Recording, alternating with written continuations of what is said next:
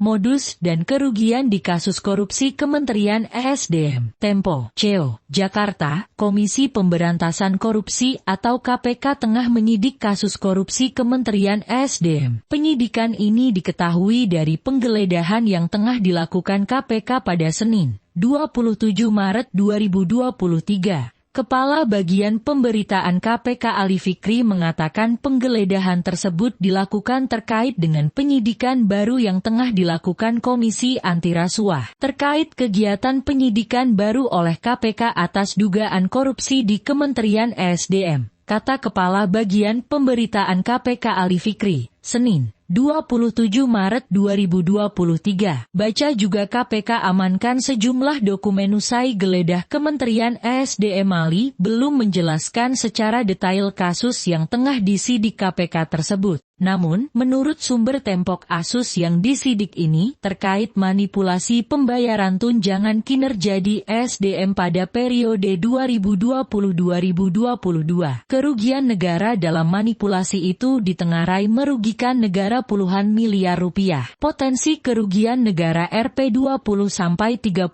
miliar. Kata sumber tersebut, setiap kali melakukan penyidikan, KPK biasanya telah menetapkan tersangka dalam kasus tersebut. Namun, berdasarkan kebijakan pimpinan era Firly Bahuri, pengumuman penetapan tersangka itu dilakukan pada saat penahanan. Ali Fikri juga belum menjelaskan siapa saja tersangka yang ditetapkan dalam perkara ini. Dia mengatakan akan mengumumkan perkembangan penyidikan kasus ini ke publik. Saat ini penggeledahan masih berlangsung, kata dia. Baca juga KPK sebut korupsi di Kementerian ESDM merugikan negara puluhan miliar rupiah. Ali Fikri mengatakan, dalam kasus ini, tersangkanya lebih dari satu orang. Dan ini terkait tadi, pemotongan tunjangan kinerja Tukin. Kata dia, Ali menjelaskan modus penyalahgunaan dana negara tersebut. Ia mengatakan dana tersebut disalahgunakan akan melalui berbagai macam cara. Uangnya kemudian diduga dinikmati oleh para oknum ini yang kemudian penggunaannya juga diduga untuk keperluan pribadi masing-masing. Ada pembelian aset, kemudian ada juga untuk operasional gitu ya, termasuk dugaannya dalam rangka untuk pemenuhan proses-proses pemeriksaan oleh BPK gitu ya,